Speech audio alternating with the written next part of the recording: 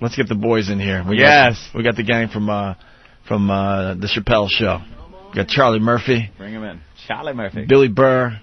And then Darnell Rollins. Darnell, right? Darnell. No, D-O-N-N. Gentlemen, how you doing, There's man? Charlie Murphy. There's Billy. We're slapping I want to sit by Jim, man. You want to sit next next to little Jimmy Norton. Yeah. like a little kid. Freak. I don't want to sit next Good, to you could partake in when he farts. You're our first line, our first warning. Yeah, you're at the ground zero. When he goes, oh, damn, I know to move. We got to start with Billy Burr really think fast. we keep Lysol in here for any other reason? It's Jimmy's ass. We got to start with Billy Burr really fast because the last time I saw Billy, him and I were miserable backstage at the Metallica concert while this idiot was getting his stupid photo taken. Yes. But it took how long, Billy? 2 hours? Yeah, anyway. And he never lost that look of longing and hopefulness that he was going to meet those people. Desperate nothing, standing there waiting for them to come back so they could. He stood backstage after Metallica, just to let you guys know, waiting for autographs, like some 15-year-old girl. I know, and then my 15-year-old girlfriend Billy jumped in and like, take one with me, and I'm like, well, that was at the end. I had to. I stood there for 9 hours. Yeah, stupid Ben is cock blocking me so he can go do coke with some fat stripper on 44th Street. He's like, come on, dude, let's get out of here. I'm like, dude, this is Lars Ulrich. I got to get a photo. But for once, I was with Ben. I can understand maybe 20 minutes after a concert, we're stuck in a little room, and then we're in the hallway. Billy and I are looking at each other, kicking the wall like, this is insane. Yeah. And you got a little juice, so, like, there was this curtain where the band really was, like, and all you had to do was walk down the hall and get past the curtain. 3 feet away. And everybody else that was anybody, they were just going through this curtain, getting their photos done, and getting out of there. But you didn't want to do that because it didn't feel right. I didn't want to get thrown out. You can't just do that. Is Jim Brewer bigger than you? Dude, Jim Brewer was walking back and forth, playing with their kids. He went telling pumpkin picking jokes with James Hetfield the next day. Playing Lars's drums. Bigger. They know each other. They don't know me.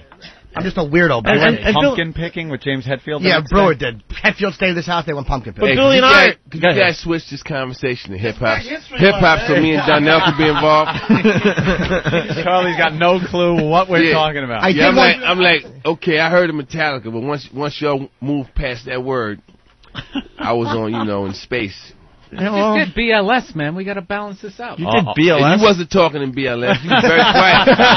But I jumped in. I didn't say switch the subject. We're not stupid. Al Sharpton to George Bush. I didn't say that. We're not stupid. That's why we went right for the white guy. We feel a little more comfortable talking to the white guy. People. Right, sure. What did you talk about on BLS?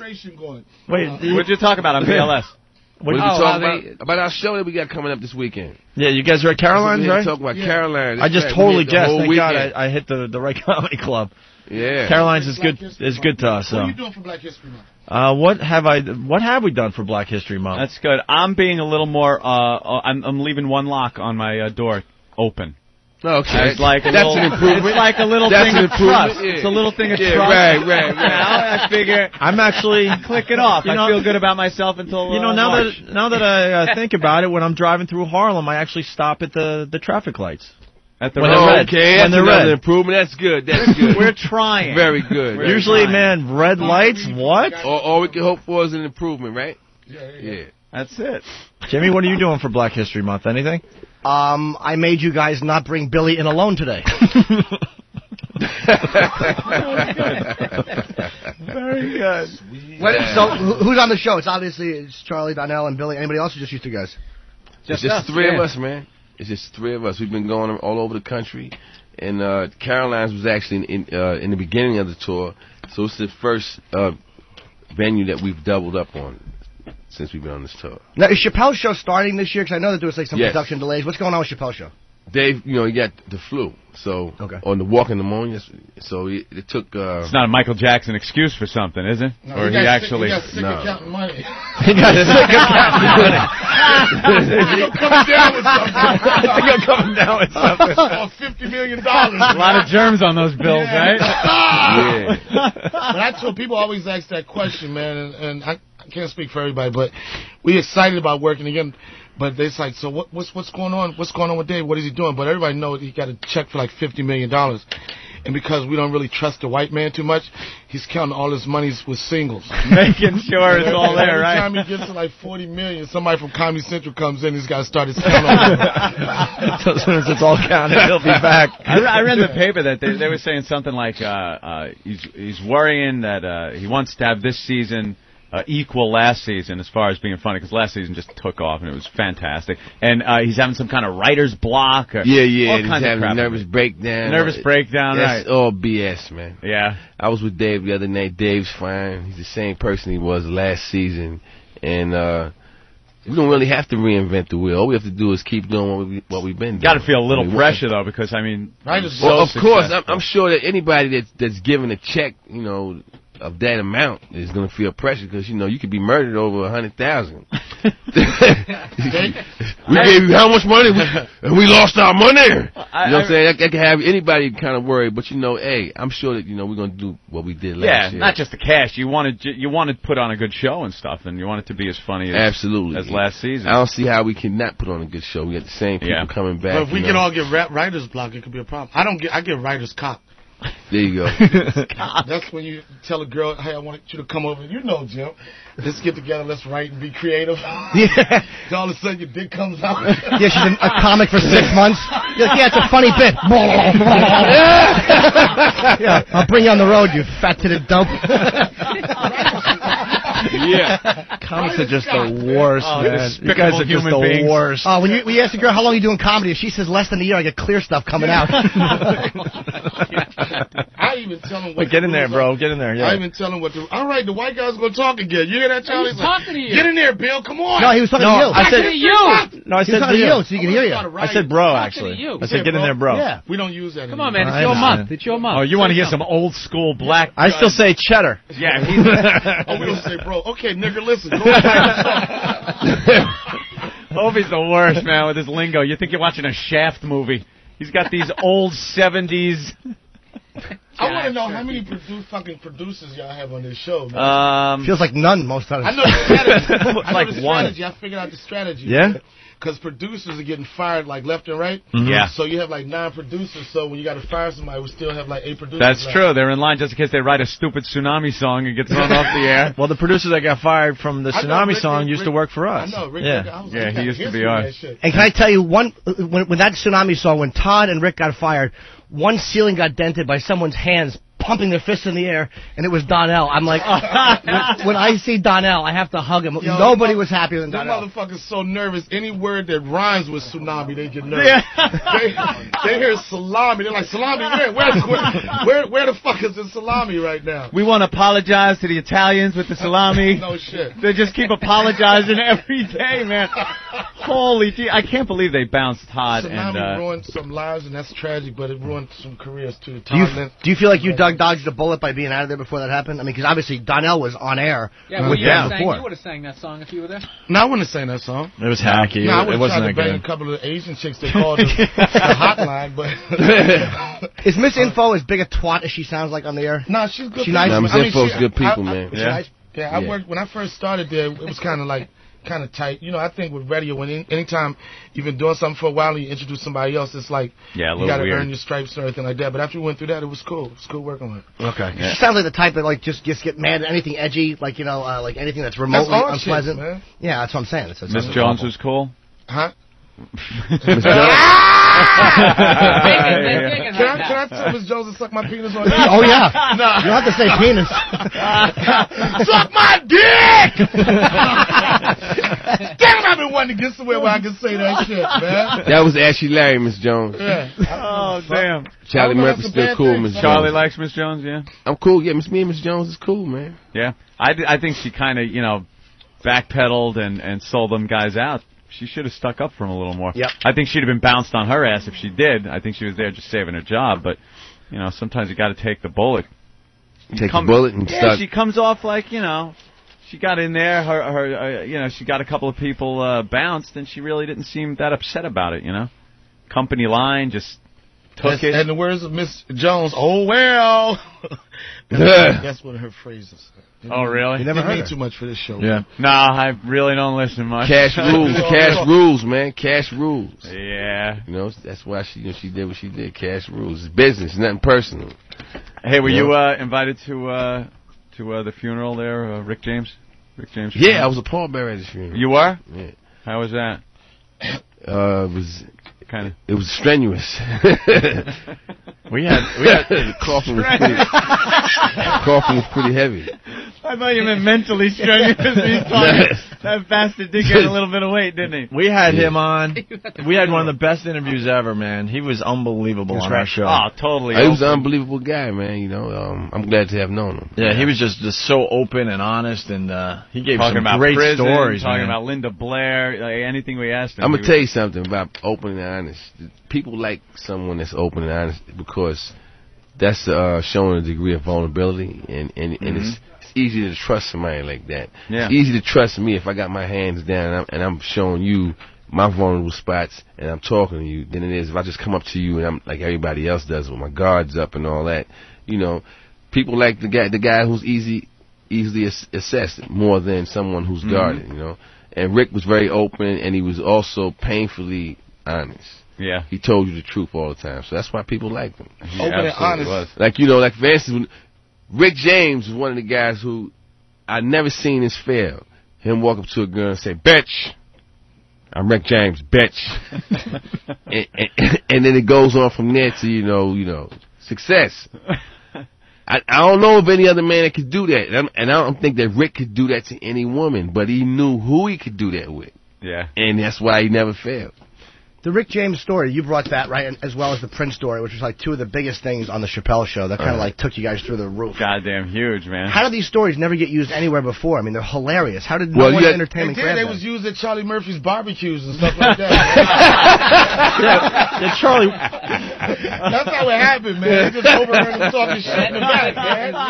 Yeah, Charlie, I gotta ask. I mean, what were you doing before the Chappelle show? Because I mean, I was doing movies, man. Were you really? Because doing movies, writing movies, TV shows. I gotta be honest. I had no idea Eddie had a brother, and you know. Yeah, well, you know. Teen Wolf. And you're obviously hilarious. I understand You're thinking that Eddie might have gave you a little help before now.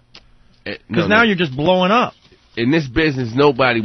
My understanding, my experience is that nobody really can help you. But you only can help yourself because at the end of the day, I don't care who your friend is. He's not the consumer, you know. Right. At the end of the day, the consumer has to like you. So nobody can really help you. You have to connect yourself, you know. So over the last 16 years, I've been doing films, and you know, most of the films I was in, you know, had a huge black audience. So my people knew who I was. You know what I'm saying?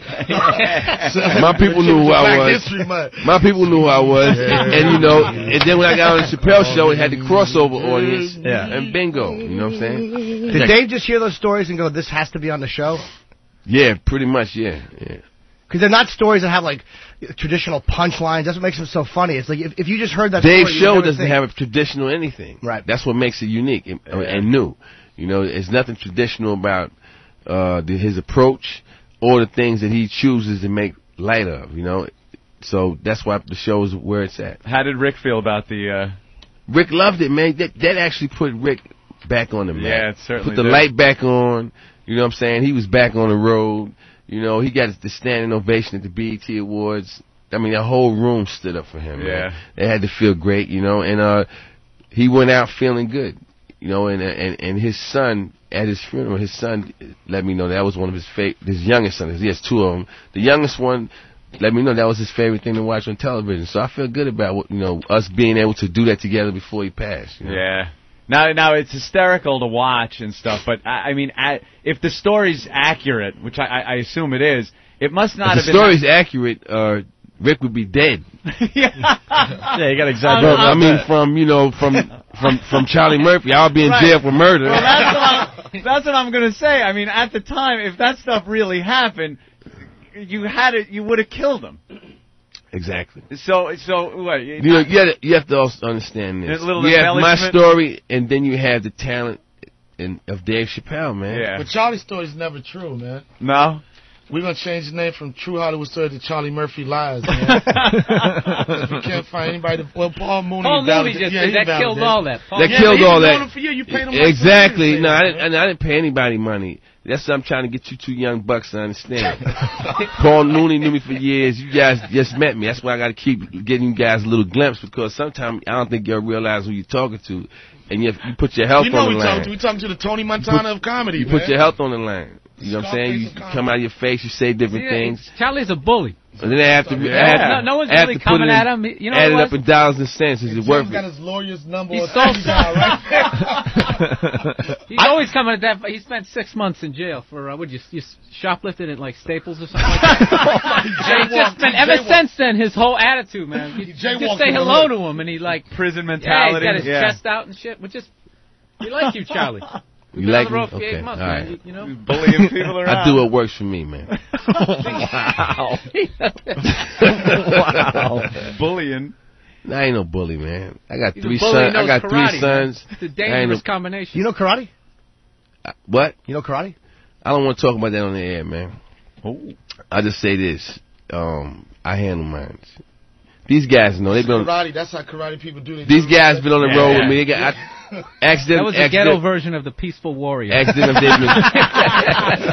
Yeah. You know what I'm saying? I handle my business, man. I don't have no security guards, and I don't have a big fence around my house, and I ain't worried about it. See, that's the funniest thing about him is that's his vibe the whole time. And one time we tried to do a question and answer thing after like a college show, and he was just intimidating the shit out of every student there. Like they would be like, Mr. Murphy, what's it like working with Dave? And he goes, yo, I just answered that. Won't you listen? Aren't you paying attention? Like it's a congressional hearing or something. Oh, it's brutal. After 2 questions, everyone was afraid to ask another one. All right, let's go to the phone. That was the end of the night. I want to go home, man. Yeah, let's say hi to Mike in Dallas. Hey, Mike. What's up, Mike? Hey, Charlie. How'd you ever hook up with Snoop for the Murder Was a Case video? Oh, game, recognized game, man. You know what I'm saying? They seen me in some films that I did, and then Dr. Dre called me up. And that was it. We did Murder Was a Case. It just had bad timing because, Snoop actually got in trouble around that time. Murder really was. Murder really. That was no joke. And then they had to, just go straight to the Blockbuster with the DVD. But that was a great video, man. Oh, hey, Charlie. Yeah. You gotcha. Get this guy. That's just one of our things we do. Don't want to piss Charlie off, but I'm going to explain it to him. Yeah, right? Ricky, what's going on? Hey, guys. What's up, Arne? What's up, Sweet Chest? How you doing? Hello, sir.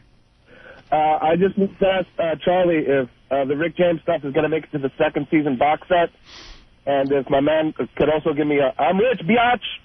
Oh, yeah. The Rick James stuff is not only going to make it to the second season box set, it's going to contain a lot of stuff that wasn't shown. We didn't have enough. You're going to see all of the stuff.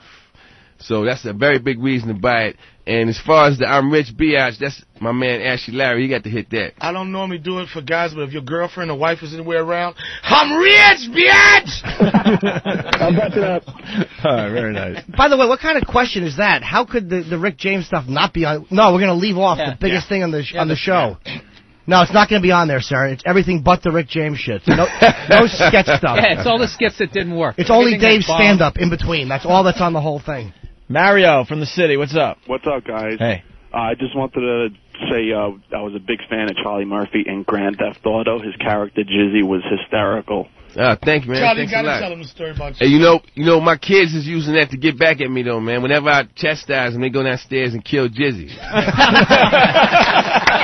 I had another question.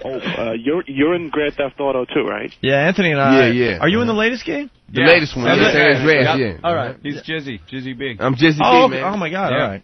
That is the best part when he starts smacking the hose and they're chopping up getting my coke and pimp stuff. on. He's the black character. He comes Charlie, Charlie, Anthony and I are also in GTA. Opie, you Right, so we got an alumni going. Well, yeah, we're heard so late in the game that it's at the point where everyone gives up on the game. Most people don't make it through that far. I think I'm the last phone call to a talk station. Don't you say something about udders? Udders? Milking. You're on some Viagra commercial or something? No, that's not me. No, I play a burnout. Oh. Talking about dinosaurs and cavemen and stuff on a talk show. No one has heard. I didn't hear Anthony on it, though. No, I talk about sex in the church, believe it or not. Yeah, no one has really heard us because we're so late in the game. But that's cool. All right, thanks. Later, guys. I didn't know we were talking to Jizzy, man. That's Jizzy. pretty cool. Jizzy B, man. Jeremy from Jersey. What's up, Jeremy? Hey, what's up? I was talking with one of my friends about Charlie. He said, "Hey, did you see Dave Chappelle's Rick James sketch?" And he was like, "Yeah, I really liked that. What'd you think?" I said, "Yeah, that was pretty good." And he was like, "Yeah." Okay. Thank you. What a complete tool. See, it doesn't work with comics, you idiot. Jeremy from Maryland, what's up? Hey, Charlie, I heard something about you getting into an argument with a bouncer in L.A. or something. It was in the paper. It said, right here, and I quote, Charlie from the Chappelle Show said, "Go see Jim Norton in Houston Improv." I had him. I knew it. I said, here it comes. Guys are killing us with all our gags today. I'm sorry. That's a gag? They call up and they plug my shows. Yeah. Our callers are tools. They'll call up with something and say they want to talk about a certain subject, go into it, and it could be anything. And it could be about a plane crash. And you're really into the story, like, oh, wow, this is a good one. They're making it up. And the last thing the pilot said over the speaker was, "See Jim Norton at the Improv." And, my gigs. And they plug his gigs. I seem to be the only one that really enjoys this gag. I wouldn't be too upset if I was you. I'm very happy. These guys hate it. I hate it. I think it's hysterically funny when I don't know it's coming. Yeah. But now it's getting obvious where the guy's like, all right, you know it. Yeah, I was sitting here thinking, like, a bouncer in L.A. You must be talking about a real old story. Yeah, let's go to the phone. Jackass. Hopefully there's a real question from Payday in Cleveland. Payday. Hey, what's up, Charlie? I loved you in CD4. What's up, Payday? You guys did a skit, Run Up with the Real World. Who wrote that? Was that you or was it somebody else? No, that was actually Dave and Neil Brennan. That was my first sketch on the show, and that's what led to me being, Yeah, what was that skit about again? What was the it was the like twist? A spoof on the Real World. No, I know, but what was the twist? The twist was instead of it being a bunch of a house full of white people with one black person, it was a house full of all black people with one white person. Yeah, Christian Finnegan. It was funny. Oh, was that Christian? Okay. Yeah, hilarious. Fucking his girlfriend and all that. Yeah, it was right in front of him. Yeah, fucked him too. Oh yeah. No real punchlines in the skit. What was the favorite skit to do? Oh, that's fantastic. What was the favorite skit you guys did? I mean, Charlie would probably say the Rick James, but you got one, Darnell? The one I don't know. I like the World Series of Dice, but my favorite sketch was the Wayne Brady sketch. The Wayne Brady? Yeah. That Wayne Brady sketch that's a classic. It was funny, and it was because I do the warm ups for the show, and it was one part when Wayne gets out of the car and he starts singing that stupid song, and then my family's not going to believe this because they'll never find out he twists his neck. I don't know, man. Call me crazy, but every time the audience didn't know that was coming, when I saw it and they was disgusted, I was like, yes. that neck crack, when people can laugh at somebody's neck being cracked, that's got to be history, man. But the twist in that sketch was so funny because you couldn't predict what was going on. Yeah. That's like my favorite sketch to watch. That's a good one. I enjoy doing the World Series of Dice. So. World Series of the Dice Ashley is Larry funny. thing is really doing it for me now. Yeah. Yeah, I'm selling lotion next year. I'm going to be first person to go platinum with lotion. I got a poster for you, too, Jim. All right, good. All right. Yeah, I'm waiting for a character on the show to do it for me. People keep coming up to me going, "Are you a producer?" Outside there, somebody out here goes, "Are you like the publicist?" The worst one I got, we were on the road and somebody goes, "Are you from Pittsburgh?" Like I was like the local white guy just opening up. I was just like, Jesus. Billy, you had one of my favorite moments on the show, and it's such a little silly moment, but I think it's the racial. What was that one with the racial draft? That's one of the funniest things ever on television. The racial draft with blacks, whites, the Chinese. Everyone takes certain people for their race. It's like people like racially, like Mariah Carey. You know, like what are you? People get sick of arguing. Yeah. They have like a racial draft, like the NFL draft, that each race gets to pick, and if you get chosen, whatever race that is, that's what you're going to be. For the who's going to claim Tiger Woods? Blacks or Asians? You know, so they They couldn't get rid of OJ, though. OJ kept going back. No one wanted OJ. Well, who did white people not get? Were you and the other white announcer? They do this little thing. It's real quick, and you can't see it on radio, where they just take their fingers, and they do that little fingertip touch. OJ became black again. Oh, okay. Yeah, you guys were just the little fingertip tap and then right back to the dialogue. Yeah, that was so crazy. Hilarious. There was something else in there, a line that I thought was going to get a huge laugh, and it got nothing. And that thing I thought was going to be a throwaway, and everybody was like, "Yo, that was funny as hell." I didn't know what they were talking about because it was like so quick. When we finally watched it, I was like, "Oh, all right." That makes me laugh every time I see it. I don't know why. It's just silly, but it's perfect. I like shooting the dog on that Law and Order sketch. But they did it real quick, so I don't think people knew it was me. Is that because you used to really do that when you was a kid, Bill? I mean, why are you going to put that on me, man? I know about you. You told me you used to kill animals when you were young. No, I didn't. That is the Look, you know, way to serial killer. He's For real, man. He's got this little dog. I'm telling you, this guy right here, He's trying to shut me down. I'm telling you, He abuses he's his hiding animals. behind his smile and all that's fake, man. He's a sociopath, man. Don't like me because I'm white. Yes. He tells me stories all the time about how he used to pull the legs off the daddy long legs and stick a needle through them and burn them. None of that's true. To burn the carcass. He's trying to shut me up because he actually has a warrant right now. He's the gut rabbits in his the little backyard. dog, evidently he's abused it so much. He just opened the door and this little thing ran across the street and bit somebody's leg. That's because it has nothing to do with me. He man. wasn't threatened. It has nothing to do with me, yes, man. It That's is. the dog's because behavior. of The how dog you was mean. Have been beaten. The dog was mean. You put it in a pillowcase. You know how small. Put it in a pillowcase. He does, and he beats it with a broomstick. Anytime he bombs, he comes home, he's angry, he's got to take it out on something. Every night. Every time we get off the road, he's got to beat it for 8 shows worth of bombing. It was real slick how you tried to put that on me. Oh, that's funny. Oh, that was rough, man. I put him in a little pillowcase. Put him in a pillowcase. I forgot what movie I was in with. You know, I laughed at an inappropriate time. Oh, Jesus. The movie I was in with. Wait, what did he say? He goes, said everybody forgot what movie you were in. Now, I was watching a movie, right? He said it. Don't look at me like that. Try out. And you know what? And I don't know how he even can come with that. The only movie you ever was in was Spider-Man 2, and you had 2 words. So I think you need to shut up.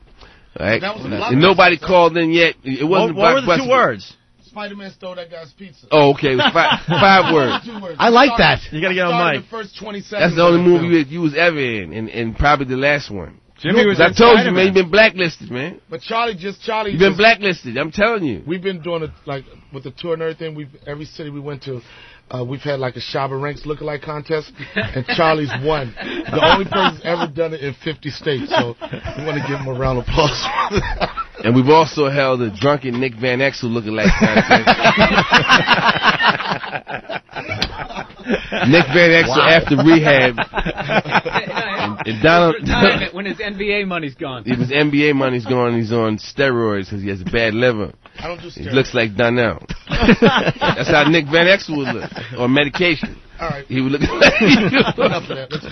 Let's move on. Yeah, Van Exel never made it to the NBA. Yeah. Okay? All right. I had to add that last You want part to keep just so messing he with makes that? Let's go to Mike in Texas. Mike. Hey, how's it going, guys? Good. Hi. What's up, Mike? Damn, my favorite character is Buck Nasty. Okay, what's going on, baby? Oh, my God. I had surgery on my spine last March, and I was laying in bed for 2 months, and I had the Season 1 DVD. I couldn't watch it. I was in so much pain, I had to put off watching the DVDs for a whole month. Oh, wow, when is season 2 coming out? April 21st is supposed to be the first air date for the first show. But it's, well, it's coming, man. baby. You talking about Season 2 DVD will be coming out around the same time as the Season 3 air date. I hope you guys get a piece of Season 2, because Season 1, well, you didn't know how it was going to go, but Season 2 was such a smash. Hope they're giving you guys something from the DVD. Yeah, you guys all, renegotiate a little bit? We get money for it. Do all right? Good, you should. You get a little something, right? Not that we get some money, though. We get some sand. Yeah, I didn't catch pneumonia. Put it that way. Pat from Boston. What's up, Pat? Hey, what's going on, guys? Hey. Cold-blooded. I just wanted to know if Charlie and Ashley Larry ever have to wait in line when they go to Six Flags, or if they can just kind of get up to the front because they're darkness. I haven't been to Six Flags in a minute, man, but I don't mind waiting in line. You know what I'm saying? I don't mind if that's what I have to do. I don't mind. If somebody recognizes me and says you can move to the front of the line, cool. But if not, I don't make a big deal about it. You just made a big deal I'm not the door, but I'm not one line to get on this show. Wait, what happened? What? At the door, we had to stand in line to get on the show. We had to show our ID, birth certificate. Yeah, but we up at the radio station, and I was told to come up here and do blood, DNA. And everything. What was up with all that, man? How long did it take you guys to sign? We've been having an ongoing thing with this, with guests coming in and taking, like, it takes too long for them to get in. Yep. How long did it take you guys to sign in? We had to get mugshot, fingerprint, give them my ID. Yeah, it's just weird to have somebody take your license and walk away. They swabbed Donnell's gums and shit. I wasn't letting them do that to me, man. DNA. That's all I got to do with a radio interview, man. You know it's the weirdest thing, but sometimes it takes up to 40 minutes to get through the security. Did they take photos of you guys or no? No, they didn't take photos. They took photocopies of our ID. It's incredible. Photocopies of the photo. And you guys IDs. had to wait? You guys are big stars now. Yeah, man. Yeah. I'm the publicist. I asked the guy, I said, do you know who I am? He said, yes. Now give me your ID. You guys are selling out everywhere, man. You guys, it's like one of the hottest tours of these guys. It's phenomenal, man. You know, I just started doing stand-up last Father's Day, okay? And, it shows. Oh, wow. Oh, boy. That's brutal. You know what? I let them get that off, because if you come to my show, that's all I got. That's all I have to do to answer that, because my show is very tight, okay? And I hang out with the best of the best, which are these two guys right here. You know, when we first started going out on the road, they used to say, "Oh yes, you are getting." He used to say that at every radio interview. If you come to the show, you're going to get 2 quality headliners and the price of one. And Charlie Murphy. He don't say that no more. Because, the proof of the pudding is when you come see the show. Yeah, now he says 2 headliners in the middle. For the price of one. No, now he says 2 headliners and a star. That's what he says. The star of the show. It's just always with that prison vibe. You just can't get him to lighten up. It's not a prison vibe. It's me, man. Yeah, you're very intimidating there, Charlie. Come on, man. I don't got no straight razor cuts on my face or nothing, man. I'm just here sitting here talking, man. You're intimidating. Very intimidating. Did you find it rough to get into stand-up, or? Tell him. Pretty easy. I find it rough. Wait a minute. Tell him who's responsible, Charlie. This is one moment. I'm going to tell you how it all happened. Be honest, Charlie. I'm going to be honest. Who's responsible for your comedy career? I had this gentleman over here on a daily basis assaulting me with, his belief that I was afraid to stand in front of a live audience and do stand-up. That's not a crazy fear, though. That's something. No, but what I'm saying is, the way he kept, he's a comedian, so he had like bits and everything. I would walk in the room, he would have a whole bit about the mic is made of kryptonite, and Charlie Murphy's tough, but he'd pull out the kryptonite and pull the microphone out. If Charlie Murphy ever says he's gonna kick your ass, just pull the mic out and run. Until finally I was like, this guy must really think that I'm afraid. Nice. So I went down one night, went up to the Laugh Factory, and the reaction that I got encouraged me to keep doing it, and I've been doing it ever since. So it's all because of Billy Burr. Did you write material, or just get up there and... So what? Did you write material, or just decide you were going to get up there and wing initially, when I first started doing it, my material was just talking about my life. My life is, I've lived a funny life, and I've had some interesting experiences during it. So I just talked about the things that that I've experienced. And it worked. And then I was able to mold that from going, because after that first time I went on stage, I started going on every night, 2-3 times a night, working. And these 2 guys went with me. They took me to different rooms, let me work out. And I was able to progress, pretty quickly. Because, that's one of the most important things with a young stand-up is getting able to even be on the stage. Mm-hmm. And because of these guys, I was able to get on stage every night, and not just get like, okay, we're going to let you go on for 5 minutes. They would let me go on stage for 15, as long as I wanted to stay on. Because you wouldn't get off the stage, Charlie. I'm just saying, that's what helped me progress to where I'm at right now, you know what I'm saying? And that's a very good place. We have a very strong show, a very solid show. There's no holes in it. And we've been doing well everywhere we went, and we can go back everywhere we've been. When does Caroline start? When do you guys actually start at Caroline's? Tonight, right? No, tomorrow. Tomorrow through Sunday? Tomorrow through Sunday. Tonight we're going down to Camden to Rutgers. So we'll be back here tomorrow to do Caroline's for the weekend. Oh, I did Rutgers Camden many years ago. Didn't go particularly well for me. No? No, not at all. Why? You don't seem like a college act, Jim. Because the MC, there was like 3 white people there, and I was one of them, and the MC was black, and he went on and goes, y'all beat him like Reginald Denny. After I came off, so I just took my check and went home. Wow. Yeah, it didn't go particularly well at Rutgers Camden for me, but if you're down there or at Caroline's, I remember the number 212-757-4100. You guys are doing 2 Saturday, 2 Friday, 1 Sunday, 1. 3. Are you doing 3 Saturday? 3 on Friday, 3 Saturday, and 2 Sunday. Wow. But that means the tickets are selling if they're letting you do 3 Saturday, 3 Friday. Nice. Oh, the tickets are selling. Yeah, of course. The people in the Tri-State area have been very supportive of us. Up in Boston, we even had a sellout, and that's during the last big blizzard, and people came out to the midnight show. In racially sensitive Boston? Racially sensitive Boston came out to the midnight show. It was a school project. Came out to the midnight show. See, look at them. They eat, they breathe. Boston, man. No, they actually just took pictures of you guys shaking hands with Billy. They couldn't believe that actually happened but actually, in society. that's what helped it a lot is that Bill is from Boston, you know? Yeah. I don't know if we can repeat that because I had to expose that Bill is a fake Boston Red Sox fan.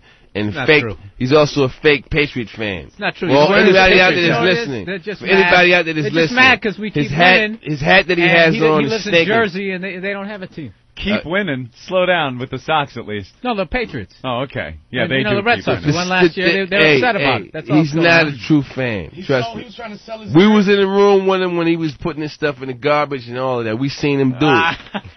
I had the normal reaction when we went down 3 games to nothing, and it was 19 and then he to threw 8. His hat I in was the garbage. like, you know what? And you threw your hat in the garbage. I was like, no, I didn't. And you threw your hat in the garbage. Stop exaggerating.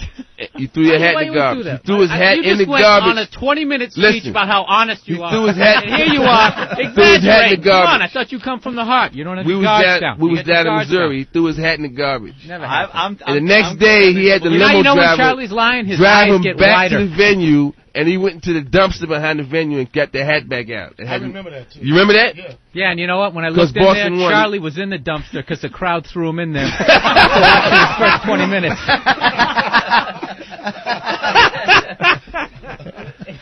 God damn. That is funny. I would tend to believe that, though, because a lot of the Boston fans, our own Ben over here, ready to give up the on biggest Boston fan ever, and he Dude, is they totally were chanting, given up. "Who's your daddy?" It was a prison raid. Yeah, it really was. It was just like... I don't know what the hell happened. I was shell-shocked as a Yankee fan that, we got trashed after that. Hey, man, what are you gonna do? The Yankees, they ain't going nowhere. No, they'll be back. They'll be, that's right. I think they'll do well. The curse will be reinstated, trust me. Yeah. I didn't even mind losing to the Red Sox. How can you reinstate a curse? It's over, man. By whipping Boston's ass. That's how. Don't you live in Jersey? You guys don't have a team, do you? I'm from New York, and I live in Jersey. On the Nets. So I cheer for Boston. I cheer for New York and New Jersey. Those are my people, Jim. You didn't say that when we were in Boston. I did say that in Boston. I brought him up. I went keep it going for Charlie Murphy from the Bronx's own. Big Yankee fan. And they started booing. He literally froze like a cartoon. He was like...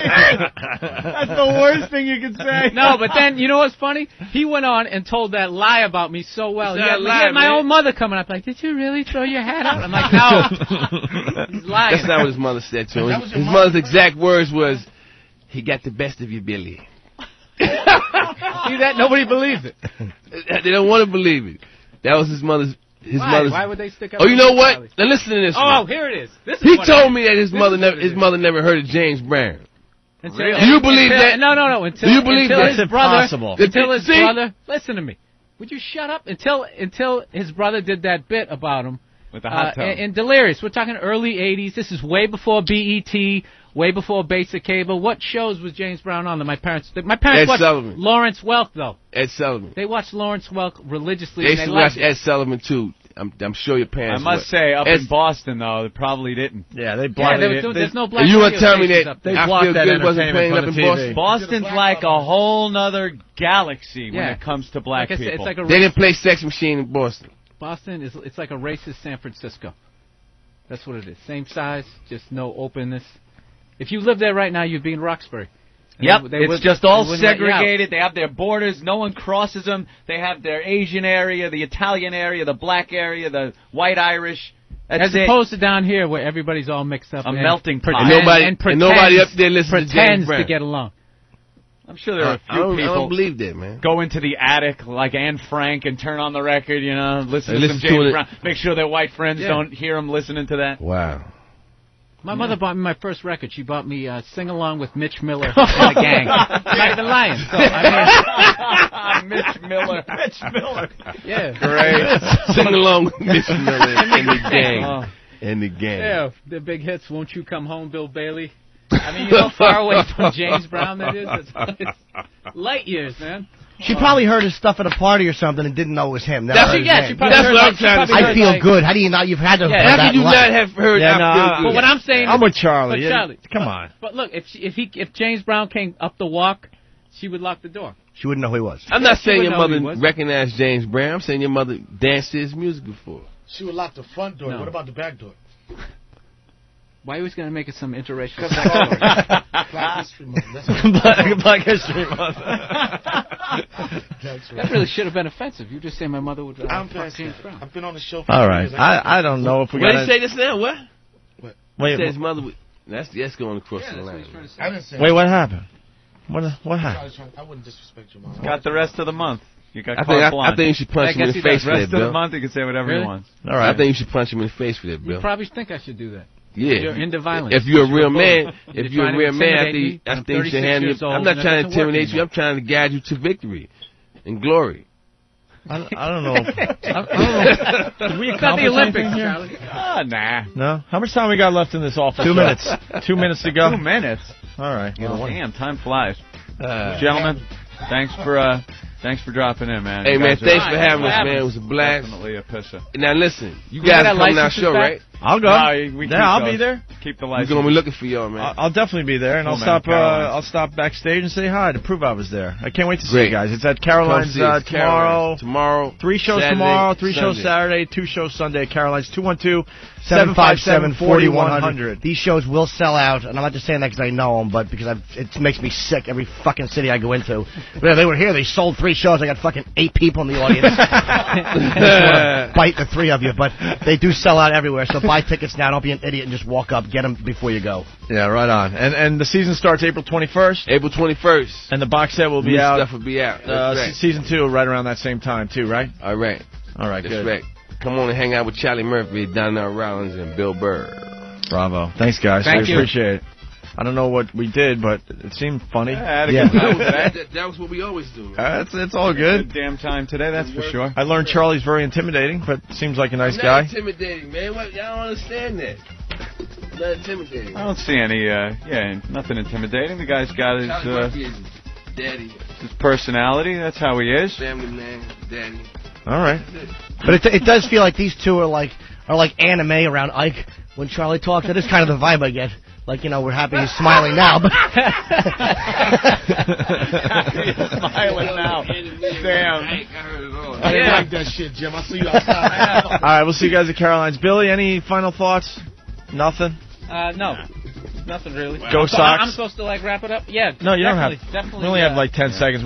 This is just called filler. Yeah, we're just chit chatting until it actually stops. So that would be the glazed over look in your eye right now. 4, 3, 2, 1. That's it. I'm out of here.